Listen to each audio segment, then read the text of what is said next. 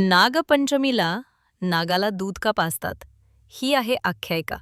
नागराजाला दूध प्यायला देण्याच्या परंपरेचा संबंध पांडवांचे वंशज आणि कलियुगाचा पहिला राजा परीक्षित यांच्या कथेशी जोडला जातो. तक्षक सापाच्या दंशाने राजा परीक्षितचा मृत्यू झाला होता.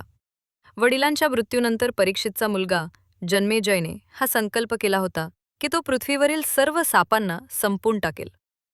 त्यासाठी त्याने एका यज्ञाचे आयोजन केले. यज्ञाच्या प्रभावामुळे जगातील सर्व साप यज्ञकुंडात येऊन पडू लागले. भयभीत होऊन तक्षक नाग आपला जीव वाचवण्यासाठी इंद्राच्या सिंहासनावर जाऊन लपला.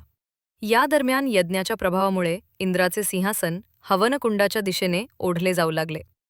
यावेळी ऋषींनी आणि देवतांनी राजा जन्मेजयाला विनंती केली की जर त्याने जगभरातील सर्व सापांना मारले तर निसर्गाचा समतोल बिघडून जाईल.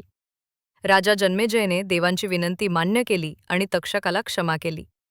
यानंतर यज्ञकुंडात जळलेल्या नागांना बरे करण्यासाठी आस्तिक मुनींनी त्या नागांना गायीच्या दुधाने अंघोळ घातली. यामुळे नागांचा मत्सर शांत झाला. ज्या दिवशी आस्तिक मुनींनी सापांना गायीच्या दुधाने अंघोळ केली तो दिवस श्रावण महिन्याची पंचमी होता. तेव्हापासून श्रावण महिन्याच्या पंचमीचा दिवस सापांना समर्पित करण्यात आला. यासोबतच नागाला दुधाने अंघोळ करण्याची परंपरा सुरू झाली. या दिवशी नागाची पूजा करून त्यांच्या संरक्षणाचा संदेश दिला जातो.